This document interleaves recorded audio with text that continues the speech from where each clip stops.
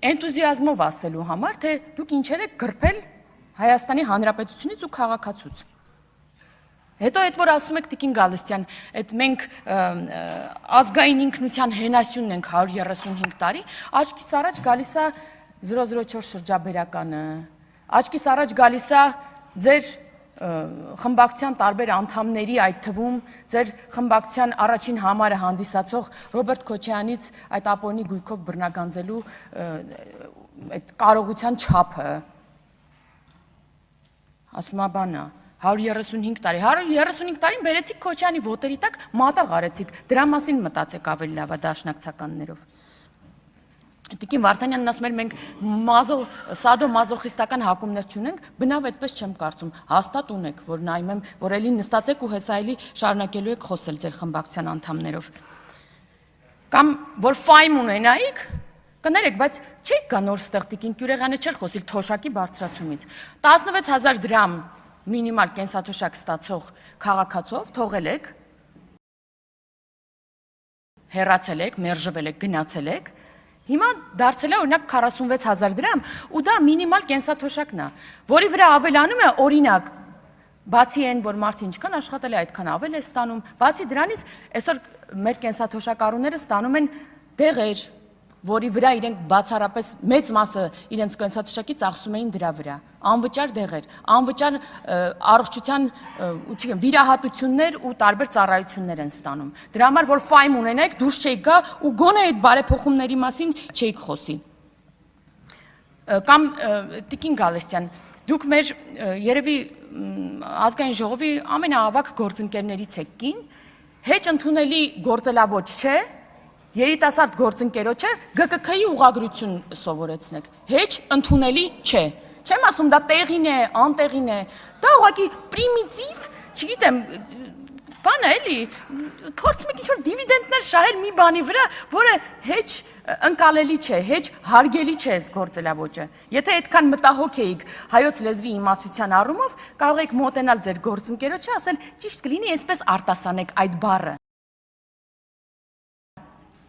Մի կողմ եմ դնում ճիշտն ու սխալը։ Ինչ վերաբերում է կոռուպցիային, այո, սիրելի հայրենակիցներ, այսօր բազմաթիվ գործեր են քննվում կոռուպցիայի մեղադրանքներով, կան մեղադրական եզրակացություններ, կան այդ գործերով անցնող նախկին պաշտոնյաներ, որոնք թռած են Հայաստանի Հանրապետությունից, այսօր էլ հայտ են ներկայացնում ձեր այդ միասին այդ օլիգարխիկ իշխանությունը վերականգնելու։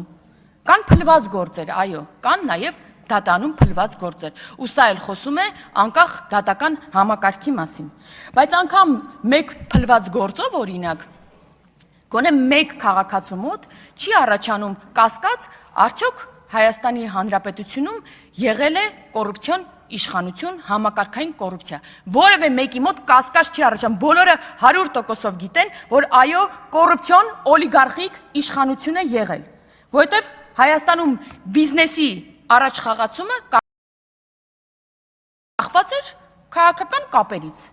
բացառապես քաղաքական կապերից, որովհետև Հայաստանում կոռուպցիոներները չէին պատժվում բացառապես, հիմա են անցնում այդ գործերով, որովհետև հիմա կա քաղաքական կամք ու չկա նման մոդել կառավարման, որովհետև Հայաստանում մենաշնորհները նորմալ էին, կար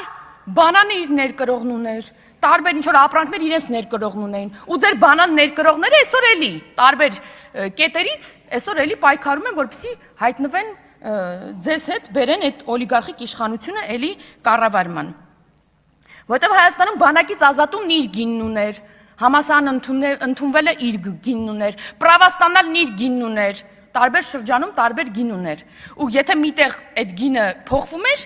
սինխրոն փոխվում էր մնացած տեղերում։ Ու Հայաստանի Հանրապետության քաղաքացին այդ Հայաստանում ապրել է, ինչ որ մի ձև առնչվել է այդ ամեն ինչի հետ։ Ու ասում եք, պարոն Արծվիկ Մինասյանն էր կարծեմ երեք ասում էր այն գույքը, որը վերագրվում է այս ապօրինի գույքի բռնագանձման շրջանակներում պաշտոնյային, երբեմն իր հետ կապել չունի։ Այո, պարոն Մինասյան, երբեմն ուղիղ իր հետ կապ չունի։ Ինչի այն ժամանակ այդքան այդ հարցերում անֆայն չէին։ Էլ Քենի, էլ Վարորդ, էլ Բաջանաղ, մենակ իրանց անունով չէին անելու, բայց որ դուք ձեր շուրջն եք նայում։ կամ պտտվում եք ձեզանից ձախ, նայում եք այն մյուս ֆրակցիային։ Ինչ եք հասկանում, որ ամբողջ կյանքում չինովնիկը, պետական ծառայողը չէր կարող այդ դղյակներն ունենալ, այդ կարողություններն ունենալ, միանգամից 26 գույք ապօրինի գույքով անցնել, անշարժ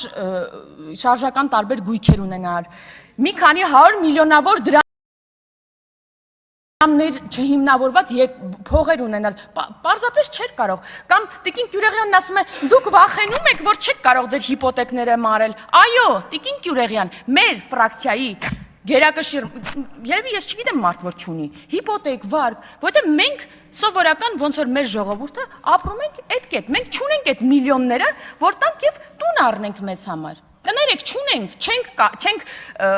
մեր հայրերը չեն գողացել, մենք չենք գողանում եւ չենք գողանալու։ Կամած կփակենք, ունենանք արդար քրտինքով մեր տունն էլ, մեր մեքենան էլ եւ որևէ մեկը չի անիծի մեր երեխաներին եւ հետո չենք գնա եւ ձեր նման չենք վախենա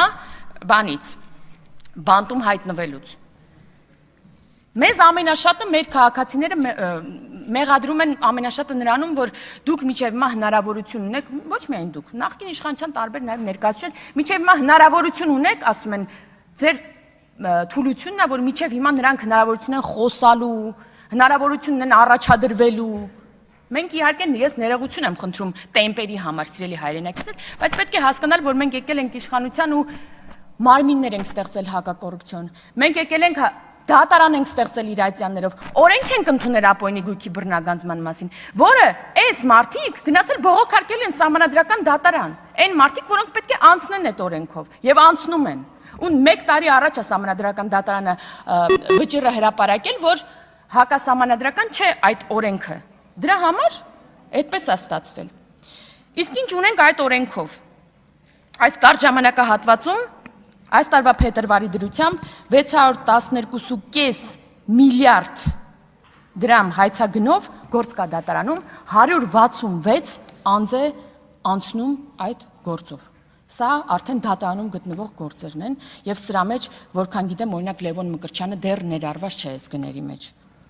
1568 անշարժ գույքի պահանջ կա, 356 շարժական գույքի, 467 իրավաբանական անձում մասնակցության։ Այս ամեն մեկը որ նայում ենք, ինչքան ջրամբար էլ կկառուցեինք, չգիտեմ, տարբեր թունելներ էլ կունենայինք, կամուրջներ էլ կունենայինք, ատոմակայան էլ, ինչ ասես կունենայինք, եթե չգողանայիք, չլափեիք կներեք արտահայտությանս համար։ Էլ չեմ ասում են օտարած պետությունից, համայնքից, քաղաքացուց են գույքերը։ Մենակ Երևանում նախորդ տարի հիշում եմ,